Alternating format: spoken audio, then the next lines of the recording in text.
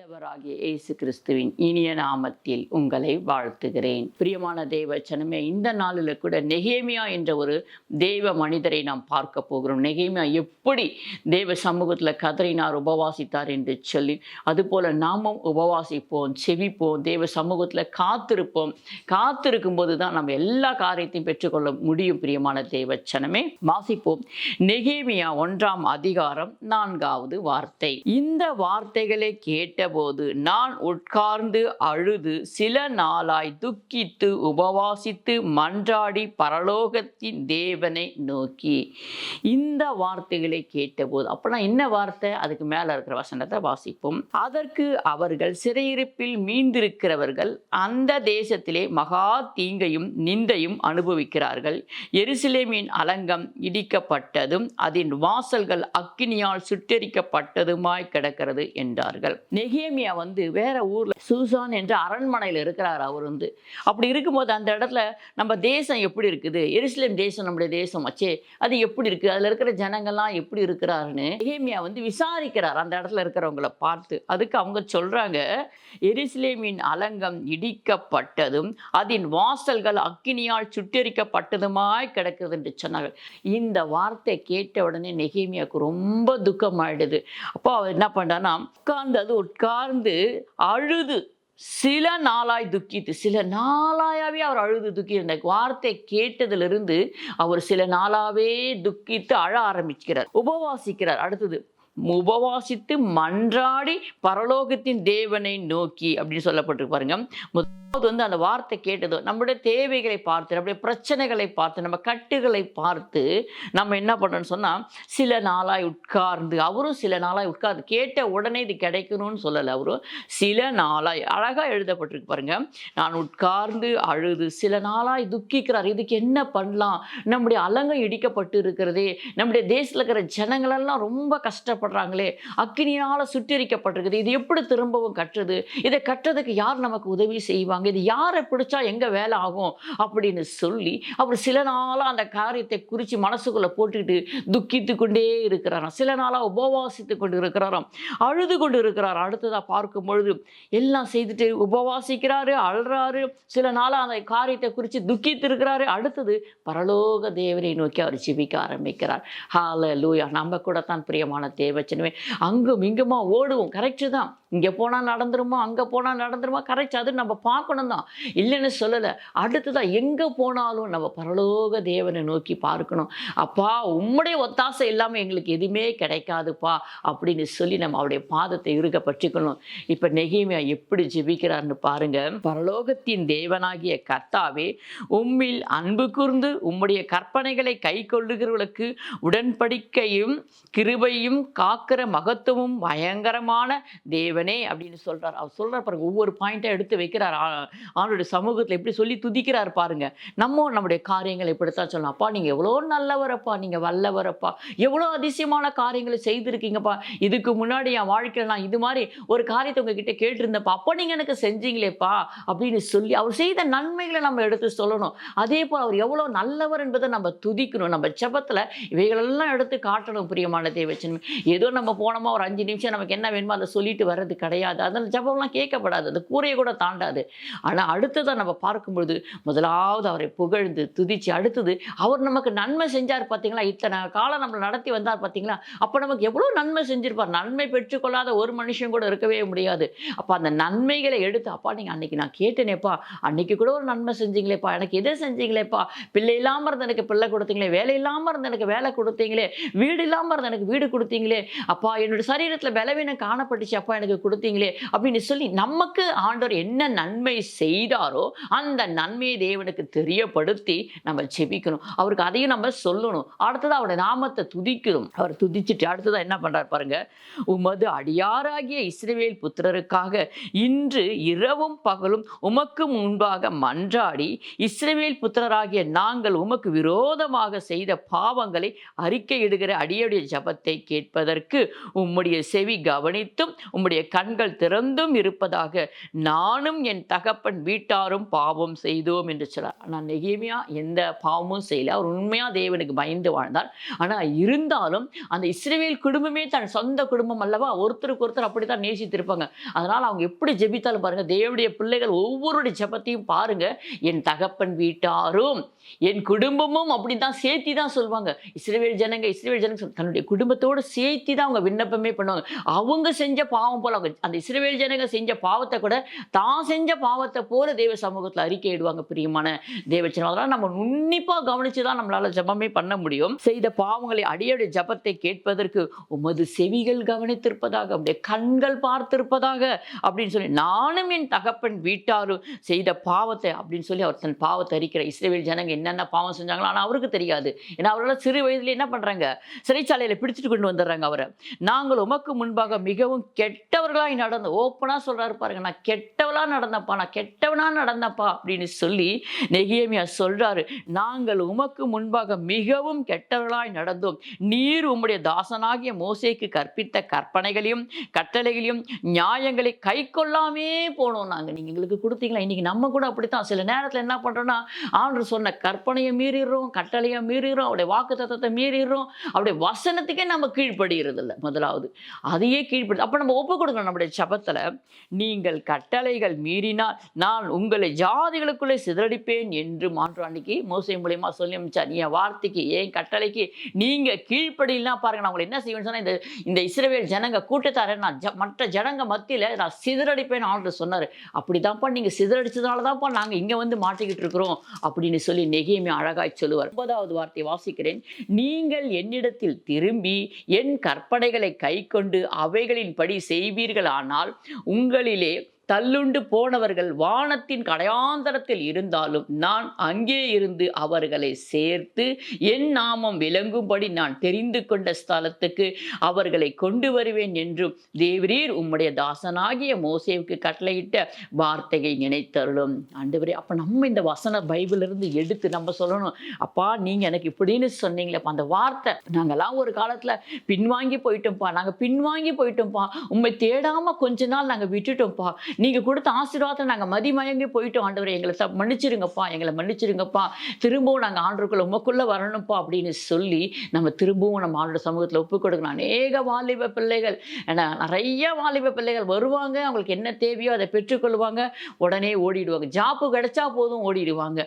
இப்படிலாம் அநேக பிள்ளைகள் இருக்கிறாங்க. ஆனால் அந்த வாலிப பிள்ளைகளுக்கு இந்த நேரத்தில் எங்கே இருந்தாலும் கர்த்தருடைய வார்த்தையை கேட்டுக்கொண்டிருக்க அத்தனை பிள்ளைகளுக்கும் சொல்கிறேன், ஆண்டோடைய வார்த்தையை கேளுங்க. நீங்கள் எங்கே போயிருந்தாலும் ஆண்டவர் உங்களை கூட்டி சேர்ப்பேன்னு சொல்றார். ஆனால் நீங்க ஒப்பு கொடுக்கணும். இந்த இடத்துல நெகேமியா இஸ்ரவேல் ஜனங்களுக்காக திறப்புல நின்று அவர் ஜெபிக்கிறார். அது போல உங்களுக்காக யாராவது ஒருத்தர் ஜெபித்திருந்தாங்களா? இல்ல நீங்க மணந்துருங்க. ஏன்னா நீங்க ஆண்டவர்கிட்ட நிறைய அற்புதங்களை பெற்றுக்கொண்டு இருக்கீங்க.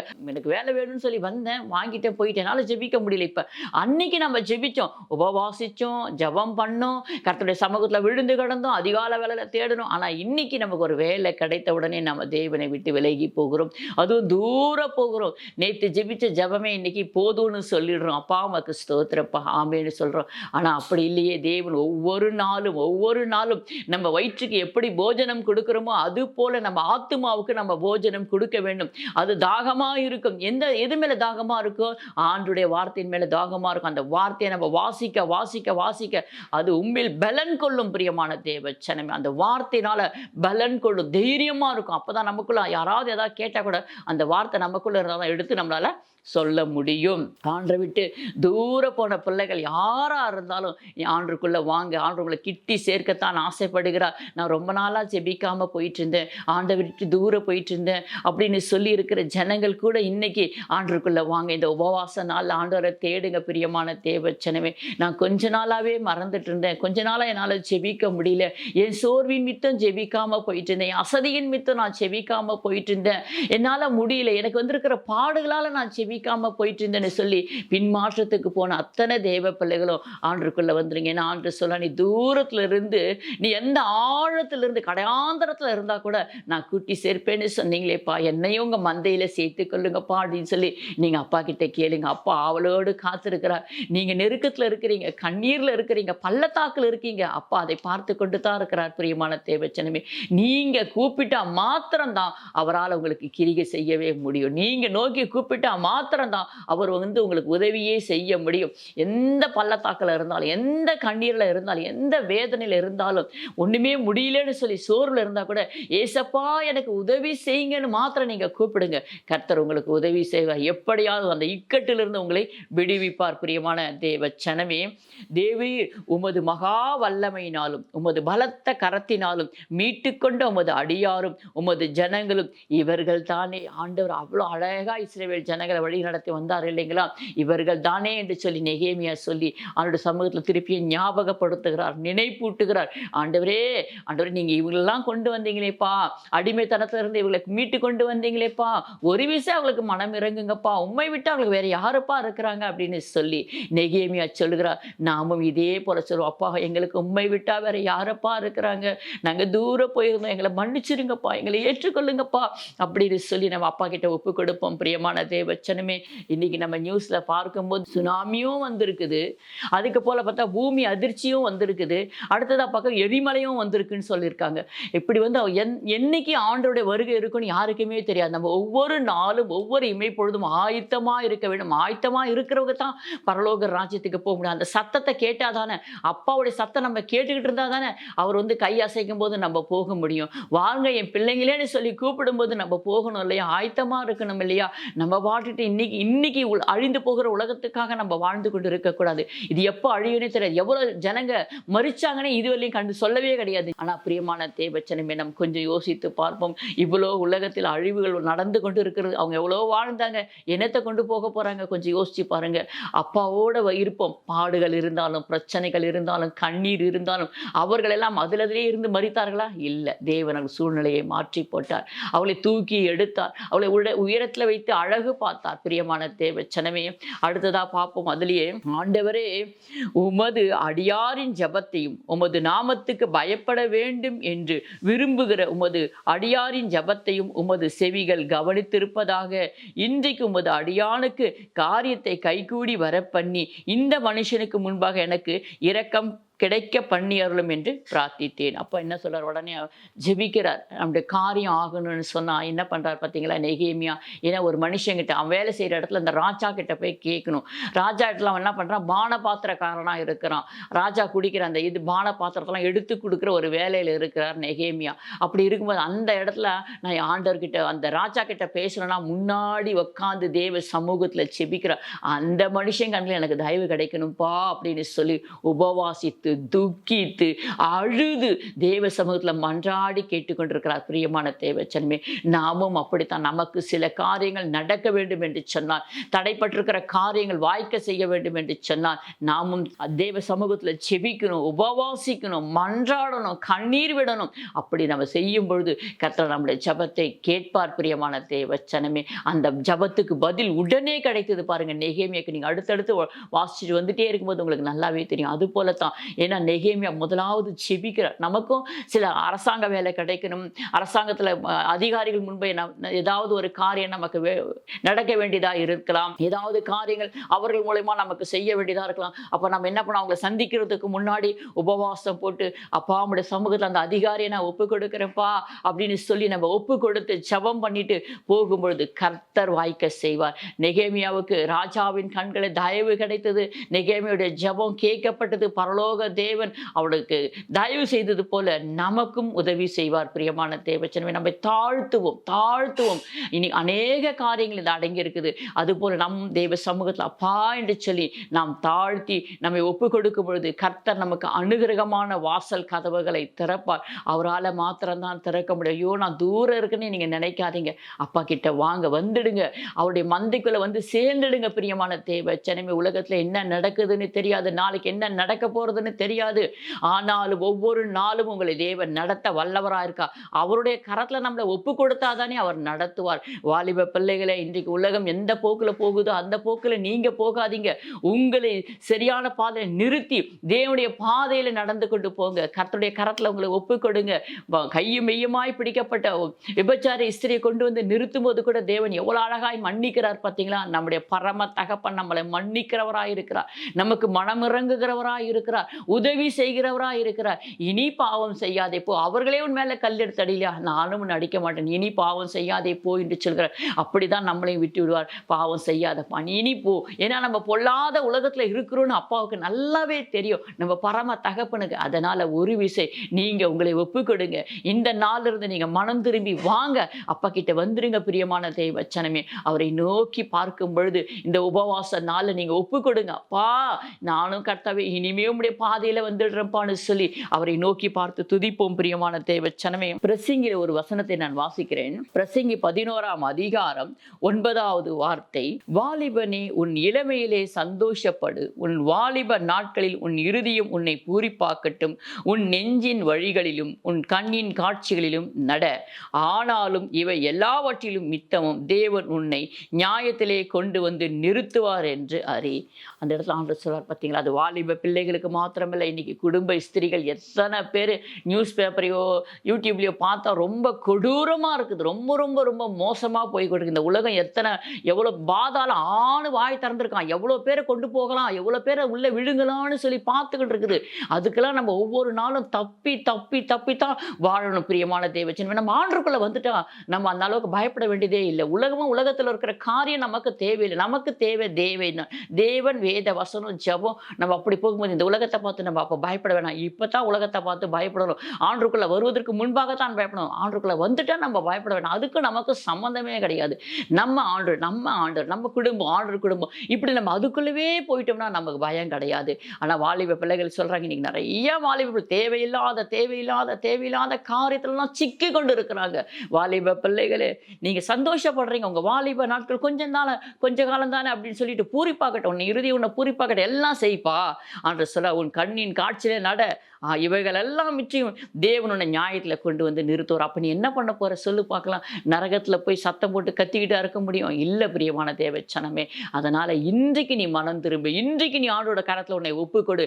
இன்னைக்கு ஆண்டோட கரத்தில் அப்பான்னு சொல்லி ஒப்புக்கொடு. அவரை நோக்கி பார். உன்னுடைய கர்த்தருடைய எல்லா பாவங்களையும் அக்கிரமங்களையும் சாபங்களையும் உன்னை மன்னித்து தேவன் உன்னை தன் சொந்த பிள்ளையாக ஏற்றுக்கொள்வார். ஏற்றுக்கொண்டு உன்னை அழகாய் நடத்துவார். பிரியமான தேவச்சனமே, எத்தனையோ காரியத்துக்காக நம்ம செபித்து கொண்டிருக்கோம். என் பிள்ளை சரியில்லையேன்னு கண்ணீர் விடுக்கிற தாய்மார்கள் இன்னைக்கு அதிகமாயிட்டாங்க.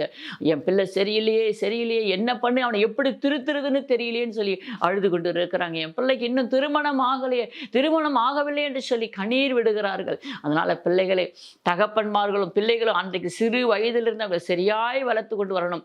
இல்லையா, கொஞ்சம் வழி தப்பி போயிட்டாங்கன்னா ஒப்பு கொடுங்க, உபவாசத்தோடு ஜெபம் பண்ணுங்க, காத்துருங்க.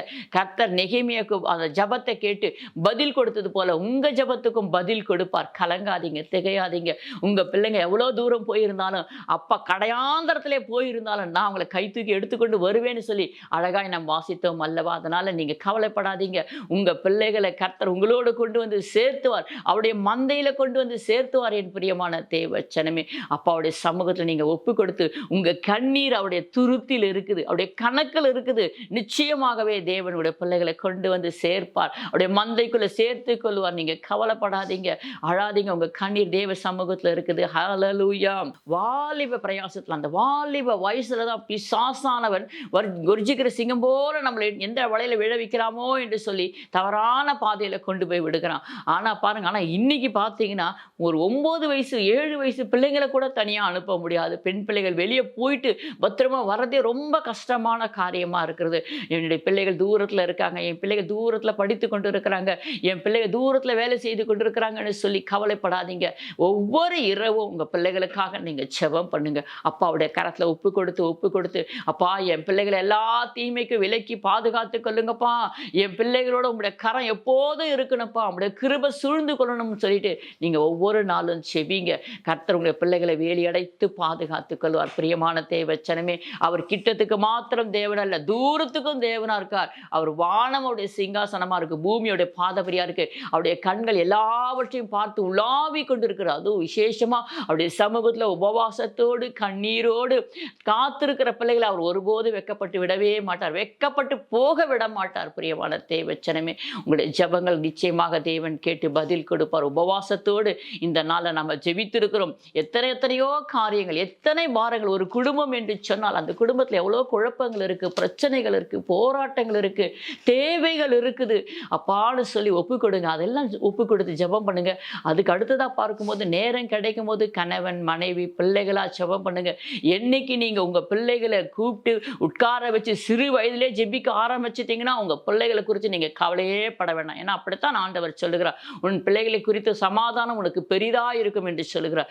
எப்பன்னு சொன்னால் நம்ம கொஞ்சம் சின்ன வயசுலேயே அவங்க நல்ல ஜபத்துக்குள்ளே கொண்டு வந்துடணும். ஒவ்வொரு நாளும் குடும்ப ஜபத்தில் நம்ம பிள்ளைகளை கொண்டு வந்துட்டா நம்ம பயப்படவே வேண்டாம். பிரியமான உலகத்தார் கவலைப்படும் போது நம்ம கவலைப்பட வேண்டாம். அப்படி நம்ம என் பிள்ளைங்க பரவாயில்ல, என் பிள்ளைங்க எப்படியும் வந்துடுவாங்க, அப்படி வேண்டாம். இன்னையிலிருந்தே நீங்கள் வச்சுட்டிங்கன்னா பிள்ளைகளை குறித்த பாரம் உங்களுக்கு இருக்காது. ஹல்லேலூயா. இப்பொழுது நாம் செபிப்போம். அப்பா, உம்மை நாங்கள் ஸ்தோத்திரிக்கிறோம். நல்ல தகப்பனே, என் தகப்பனே, என் தகப்பனே, மக்கு ஸ்தோத்திரப்பா, ஸ்தோத்திரப்பா. கர்த்தராகிய இயேசு கிறிஸ்துவே, எங்கள் ஜெபங்களை கேட்கிறவரே, எங்கள் ஜெபங்களுக்கு பதில் கொடுக்கிறவரே, மக்கு ஸ்தோத்திரப்பா. நாங்கள் மன்றாடி கண்ணீரோடு தகப்பனே, அழுகையோடு எங்கள் விண்ணப்பத்தை நாங்கள் வைக்கிறோம்ப்பா. உபவாசத்தோடு துக்கித்து அழுகிறோம் ஆண்டவரே. எங்கள் காரியங்களை கைகூடி வர பண்ணுங்கப்பா. எங்கள் காரியங்களை கர்த்தாவே நீர் மேற்போட்டு கொள்ளும் ஆண்டவரே. எங்கள் காரியங்களை வாய்க்க செய்யுங்க ஆண்டவரே. உமக்கு ஸ்தோத்திரப்பா.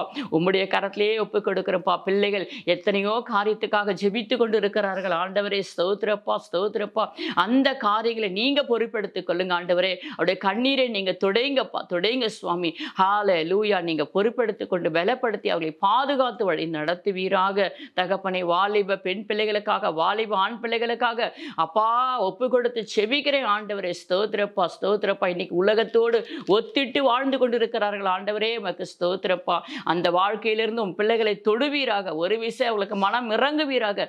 சரியான பாதையில் அவளை அழைத்து கொண்டு வருவீராக. உம்முடைய மந்தையில் அவளை சேர்த்துக் கொள்வீராக ஆண்டவரே. உமக்கு ஸ்தோத்திரப்பா. உம்முடைய வல்லமையுள்ள கரத்தில் ஒப்பு கொடுக்கிறோம் எங்கள் ஜீவனுள்ள நல்ல பிதாவே. ஆமென். உமக்கு ஸ்தோத்திரப்பா, ஸ்தோத்திரம். ஹல்லேலூயா.